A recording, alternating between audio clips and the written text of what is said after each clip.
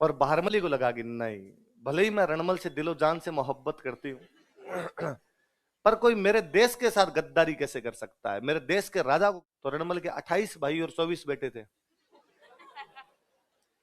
पर पहले और कोई मनोरंजन के साधन भी तो नहीं थे। तो मारवाड़ी में कहते हैं काला काला गांव मत बाढ़ जे, चाकू लगे तो हो शायद दारू उड़ गई उसकी, उसे पता चला यार कोई मार रहा है, तो उसके पैर जो नीचे लटक रहे थे ना, उसने पैर धरती पे टिकाए, उस आदमी को और चारपाई को लेके खड़ा हो गया था, इतना ताकतवर था। उस आदमी को उसने दीवार के बिड़ा के मांगते यहाँ आगे बैठ के बाप बेटे सारे कमाते धमाते हो नहीं, तो हमारे खुद के लीचड़ों की कुछ होता नहीं था वहां पे। तरीका है डेली शाम को बाहर से पी के आ जाते हो, कभी मेरे साथ ही 2 पैग लो। रणमल जी ने कहा इतनी रोमांटिक तुम पहले कभी नहीं थी। कि बारमली एक बात बताऊं तेरे को, बारमली ने कहा किसी को बताएगी तो नहीं, नहीं नहीं आपकी बात किसी को थोड़ी बताती हूँ मैं। तो संगीतकार बेचारा जोधपुर का था, उसे अपने जोधपुर मारवाड़ के प्रति वो स्वामी भक्ति आई, और उसने गीत गाते गाते बीच में एक लाइन बोली कि जोधा भाग सके तो भाग थारो रणमल मरियो जाए। जोधा ने इन चप्पलें हाथ में ली वहां से। मोकल 2 बात लिखो, लिखो पिता लाखा माता हंसाबाई, ताकि समझ में आएगा कि भाई वो जो बात कही हमने कि हंसाबाई के बेटे को राजा बनाएंगे, तो हंसाबाई का बेटा कौन था बाद में? मोकल। देख लो भाई, लाखा जी का बुढ़ापे में तो ब्याह ही हुआ था, मोकल थोड़ा सा बड़ा हुआ थे में लाखा जी मर गए। लाखा जी मर गए तो बेचारे हंसाबाई को डर लगा, और हंसाबाई को लगा कि अब लाखा जी के जीवन काल में पूरा राजकाज कौन संभालता था? चुंडा। हालांकि चुंडा ने भरे दरबार के अंदर कहा था कि मैं राजा नहीं बनूंगा, बल्कि राजा किसको बनाएंगे? हंसाबाई के बेटे को। और हंसाबाई का बेटा कौन था? मोकल। पर हंसाबाई को लगा कि बात कहनी और उसको इंप्लीमेंट करनी 2 अलग अलग बात है। ये वो टाइम था जब राज के लिए बाप को मार दिया करते, ये सौतेला भाई है। और हंसाबाई को लगा कि चुंडा अपने बेटे को मार के और खुद राजा बनेगा। तो हंसाबाई ने चुंडा, लाखा जी के मरने के बाद चुंडा को बुलाया, और चुंडा को बुला कहा कि चुंडा जी लो बताओ कौन से 2 गांव हमें दोगे जहां जाके रहना है? चुंडा ने कहा क्यों, आप मोकल की मम्मी हो, राजमाता हो, आप चित्तौड़ रहोगे? गांव तो मुझे मिला है सलूम्बर, मैं जाऊंगा मेरे सलूम्बर। उनका बाप छोड़ो, लोगों के बीच में आपने कह दिया होगा ऐसा, प्रैक्टिकल बातें दूसरी होती है, जिंदगी प्रैक्टिकल बातों पे गुजरती है। आप कहीं मेरे बेटे को मार के राजा बनो, उससे अच्छा है मैं मेरे बेटे को लेके कहीं चली जाऊं, बेटे की जिंदगी तो सेफ रहेगी कम से कम। चुंडा ने कहा इसका मतलब आपको मेरे पे भरोसा नहीं है ना? बात भरोसे की नहीं है, दुनिया की रीतियां ऐसे ही चलती है। तो चुंडा ने कहा कि मैं सलूम्बर का सामंतुर, मेरे पास ये विशेषाधिकार है कि मैं मेवाड़ के राजा का रास्ते लग करूंगा। और लो हाथों हाथ आज ही मोकल का रास्ते लग करते हैं। चुंडा मोकल का रास्ते लग करता है और कहता मोकल चूंकि अभी छोटा है, इसलिए मैं थोड़े दिन तक मैं संभालूंगा और इसको किसी प्रकार की टेंशन नहीं आने दूंगा, मैं इसका संरक्षक बनूंगा। क्या बनूंगा? जैसे पृथ्वीराज की संरक्षक उसकी माता कर्पूरी देवी बन गई थी, यहाँ पे इसका संरक्षक किसको बनाया गया? अब राजा वाली सीट पे तो कौन बैठता? मोकल। लेकिन शासन संभालता कौन? चुंडा। और चुंडा मोकल को समझाता, और ऐसे बात करनी होती है, ऐसे चलना होता है, ऐसे बैठना होता है, ऐसे साइन करने होते हैं, ये मंत्री जी है, इनको यहाँ बिठाना, इनको यहाँ बिठाना, सब बातें यूं समझाता। हंसाबाई को अब ये दखल अंदाजी लगती, और हंसाबाई को लगता कि चुंडा मेरे बेटे को डिक्टेट करता है, चुंडा मेरे बेटे के कार्यों में अनावश्यक हस्तक्षेप करता है, ये तो ये भी बताता रहता है कौन से कपड़े पहनने चाहिए, साफा कैसे बांधना चाहिए, ये क्या तरीका हो। और हंसाबाई ने दिन चुंडा को बुला के फिर कहा कि चुंडा जी मैंने पहले ही कहा था कि आप राजा बन जाओ। चुंडा ने कहा अरे टाबर है, मैं समझा रहा हूं इसको कि कैसे क्या करना है क्या नहीं करना। उसने कोई टाबर नहीं, शाना है मेरा बेटा, आराम से और खुद कर लेगा, आप पंचायती कम क्या करो थोड़ी, और मुझे पता है आपके जी में राजा बनने की थी, तो बन जाओ ना, आज ही बन जाओ। तो उसने कहा आपको मेरे पे एकदम ही भरोसा नहीं? हंसाबाई ने कहा रत्ती नहीं है अब तो चुंडा ने कहा जब भरोसा ही नहीं है तो फिर मैं मेवाड़ में रह के करूंगा ही क्या, मैं कहीं जाके और नौकरी कर लूंगा। चुंडा मालवा चला गया। कहां चला गया? जब चुंडा यहां से चला गया तो हंसाबाई की समझ में आई कि शासन करेगा कौन? वास्तव में मोकल टाबर है और चुंडा ही संभाल रहा था अब तक। उसे लगा अब क्या किया जाए। सुनना देखो अब मैंने बताया था मारवाड़ में कौन सा वंश था? राठौड़। राठौड़ वंश का राजा कौन है? और चुंडा की बेटी कौन है? इस चुंडा के कई बेटे थे। हंसाबाई का जो रियल भाई था उसका नाम था रणमल। क्या नाम था? सबसे बड़ा था। तो यहां पर यह था भाई चुंडा के मरने के बाद अगला राजा कौन बनना चाहिए? रणमल। पर चुंडा जी की एक कोई रानी और थी, और उस रानी के एक अलग बेटा था, उस बेटे का नाम था कान्हा। क्या नाम था? और चुंडा जी मरते मरते रणमल को राजा नहीं बना के गए, राजा बना गए कान्हा को। रानियां खूब सारी हुआ करती थी, जिस रानी की राजा के साथ ज्यादा बनती थी उसका बेटा अगला राजा बन जाता। इसका मतलब कान्हा की मम्मी की चुंडा से ठीक बनती। तो कान्हा की मम्मी राजा किसको बनवा गई? कान्हा को। तो रणमल बेरोजगार था। तो हंसाबाई ने रणमल को मैसेज किया कि भैया आपके उधर तो बैच शुरू हुआ नहीं, हमारे इधर नया बैच शुरू हुआ है, फटाफट आके एडमिशन ले लो आप, वरना ये बैच भी भर जाएगा।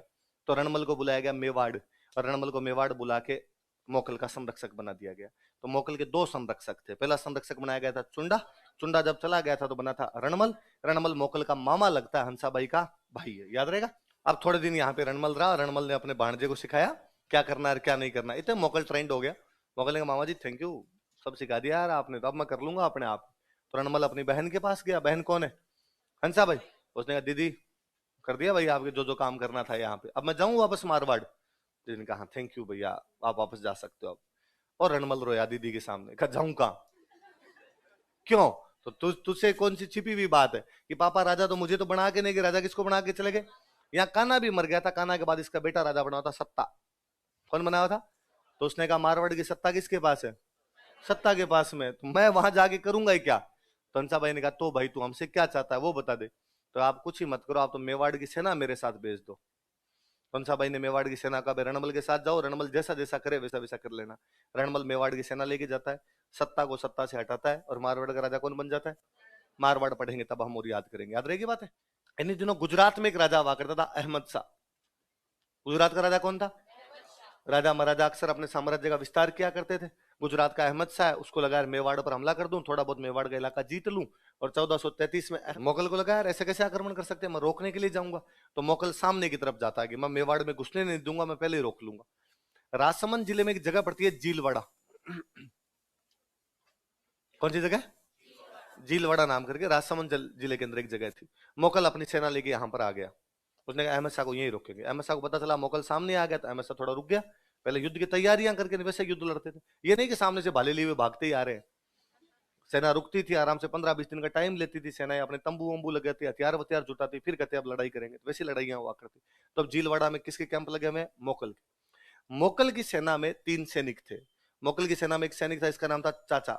क्या नाम था? चाचा नाम है, अंकल नहीं है। मोकल की सेना में एक बंदा था, उसका नाम था मेरा। क्या नाम था? मेरा चाचा नहीं, चाचा और मेरा। एक सैनिक था, उसका नाम था महपा पंवार। कौन था? कौन कौन 3 बंदे बताओ दे?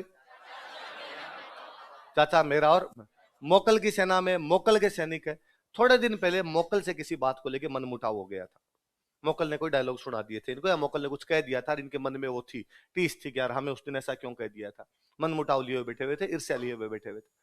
और इनके था कि यार मोकल को कभी ना कभी बदला लेंगे इस बात का। और वहां जब युद्ध की तैयारियों में लगे हुए थे, मोकल अपने कैंप में अकेला बैठा बैठा सोच रहा था भाई कैसे लड़ाई करनी है कैसे नहीं करनी है। चाचा मेरा और महबूबा कुमार तीनों मोकल से मिलने के लिए गए।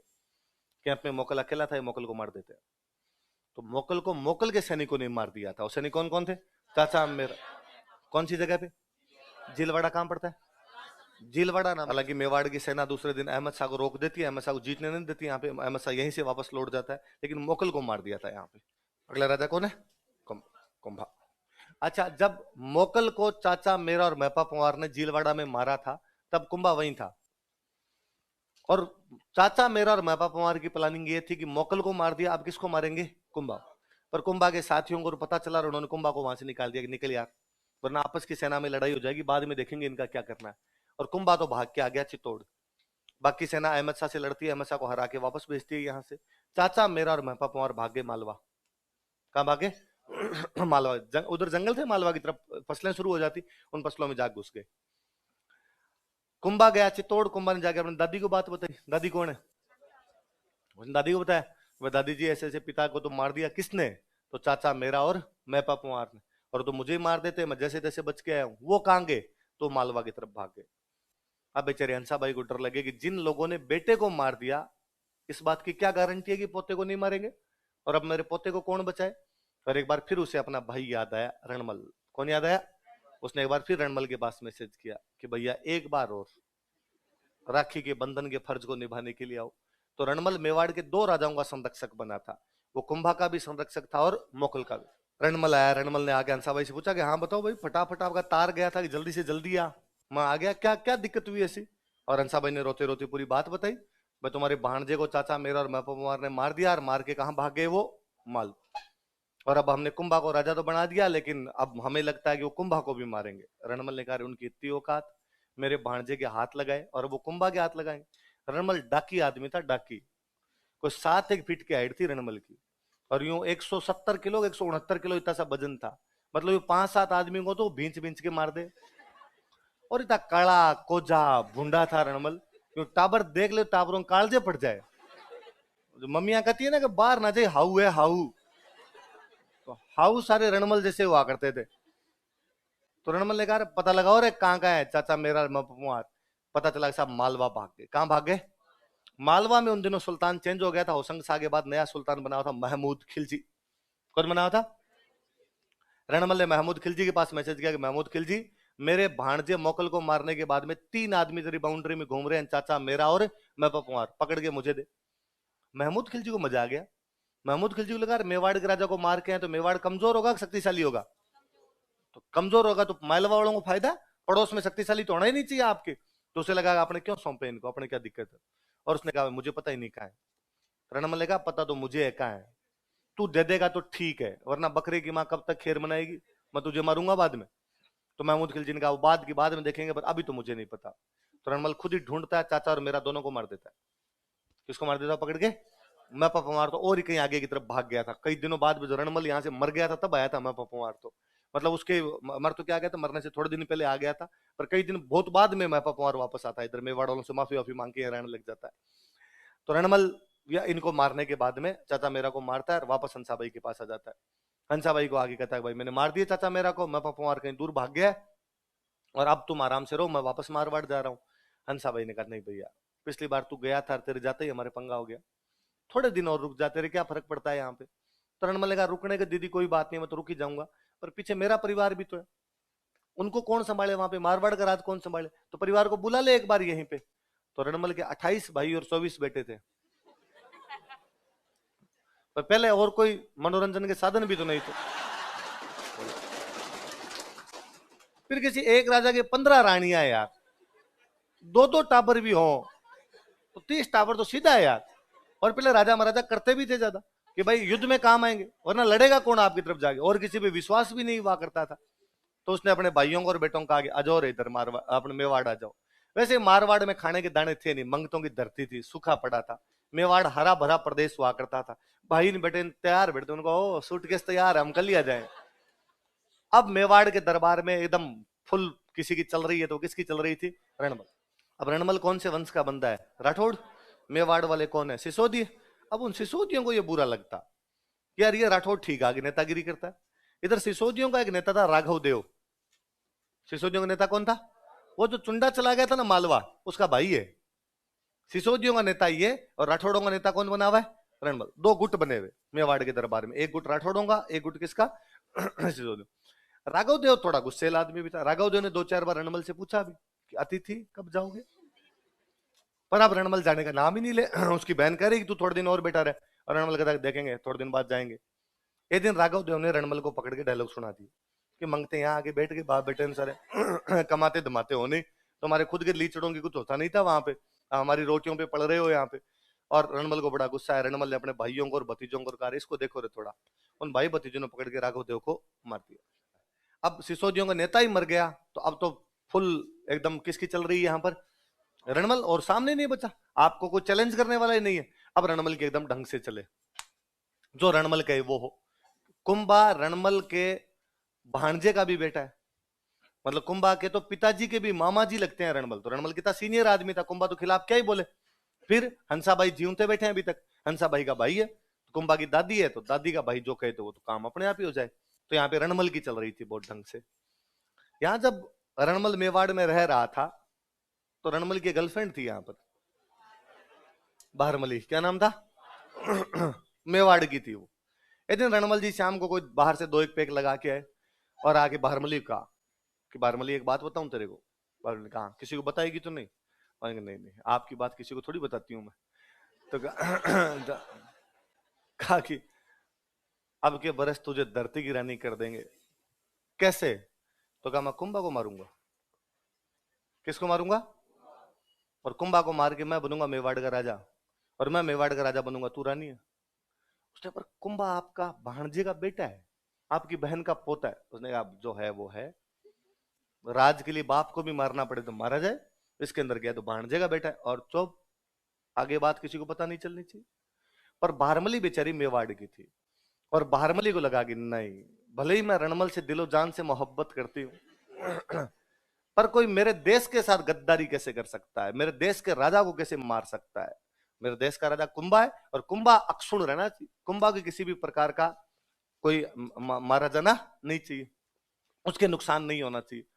क्या करे बेचारी, वो सुबह सुबह उठते गई हंसाबाई के पास, और हंसाबाई को जाके कहा कि मुझे नहीं पता आप ये बात मानोगे कि नहीं मानोगे, पर बात यह है कि आपका भाई रणमल आपके पोते कुंभा को मार के मेवाड़ का राजा बनेगा। हंसाबाई ने कहा मैं थप्पड़ मारूंगी तेरे, मेरे भाई के बारे में झूठी झूठी बातें करती रहती है, तुझे क्या पता। उसने कहा मुझे ही पता है उसके बारे में, औरों को कम ही पता है। और उसने पूरी बात बताई, साहब यही ये बात है। जानती हंसाबाई भी थी कि अपना भाई है तो अजीब सा आदमी, और कांड कर तो सकता है अपना भाई, पर हंसाबाई करे क्या। अब यदि हंसाबाई रणमल को बुला कहेगी प्लीज भैया कुंभा को मत मारना, तो क्या बताओ 12 महीने बाद मारता, कल मारे।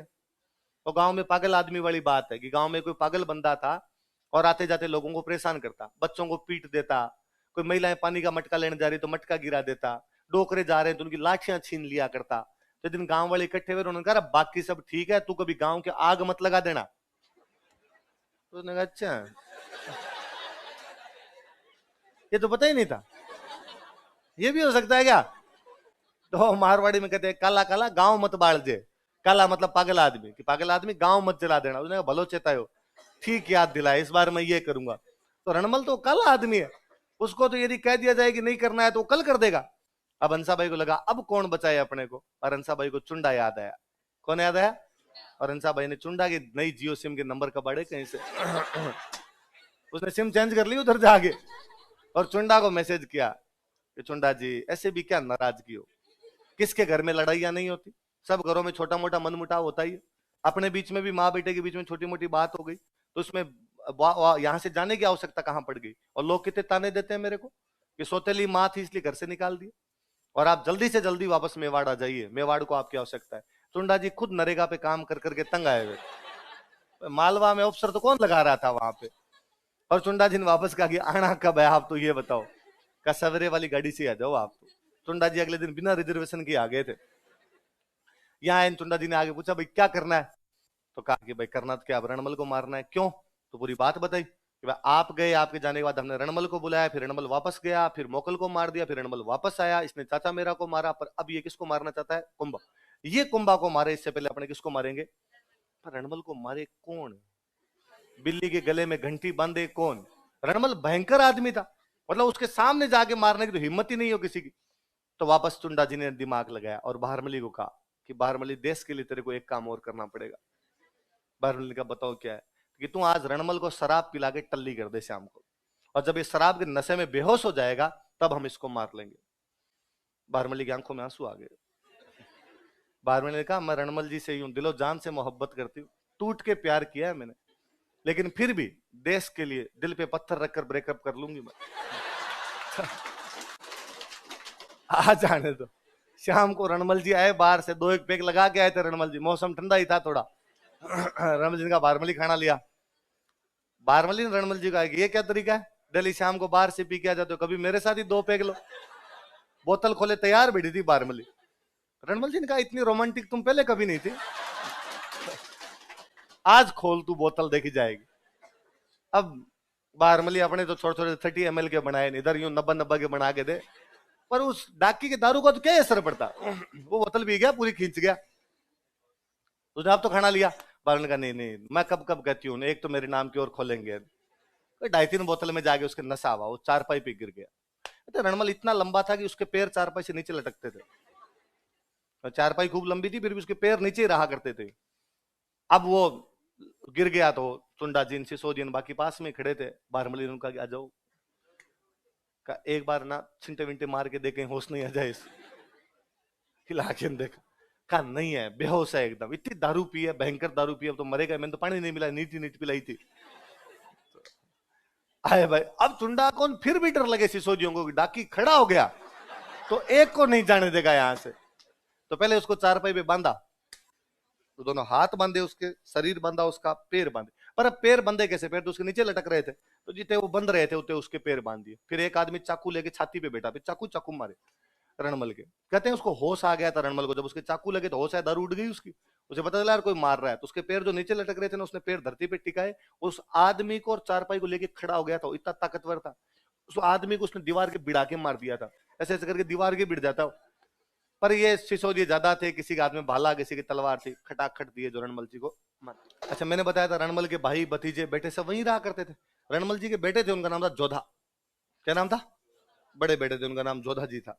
और ये सारे भाई भतीजे वहीं थे। तो अब जब बाप की जिस राज्य में चलती है उसमें बेटे तो मजे ही करेंगे। तो ये पास के किसी एक महल के अंदर बैठ के जोधा, जोधा के भाई, जोधा के अंकल, जोधा के कोई चाचा के बेटे, सारे एक महल में बैठ के डांस देख रहे थे।